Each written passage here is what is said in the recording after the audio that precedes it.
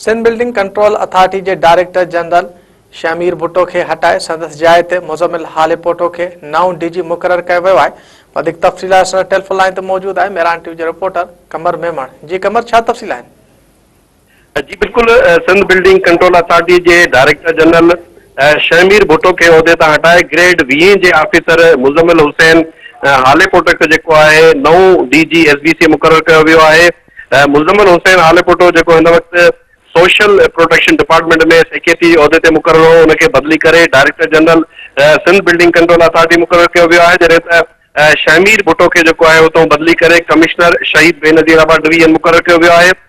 इन हवाले सां नाज़रीन खे ॿुधाईंदो वञां त हलंदड़ साल जुलाई में कराची जे लियारी वारे इलाइक़े में इमारत ढहण ऐं 27 खां वधीक क़ीमती जाननि जे ज़ाया थियण सबबि उन वक़्त जे डायरेक्टर जनरल एसबीसी इसाक खोड़ो के उहदे तां हटायो वियो हो। उनखे सस्पेंड करे उनजे ख़िलाफ़ इंक्वायरी शुरू कई वई हुई ऐं उन जी जॻह ते जेको आहे शमीर भुट्टो खे डीजी एसबीसी मुक़रर कयो वियो ऐं उनखे जेको आहे 3 महीना ई थिया हुआ त उनखे जेको आहे हाणे ट्रांसफर करे शहीद बेनज़ीराबाद डिवीजन जेको आहे कमिश्नर मुक़रर कयो वियो आहे। तव्हांखे ॿुधाईंदो आहियां त क़ानूनी तौर ते कंहिं बि पोस्ट ते ऑफिसर जेको आहे हुनजी पोस्टिंग 3 सालनि लाइ कई वेंदी आहे ऐं लाज़मी आहे त हू 3 साल हुन ते कमु करे।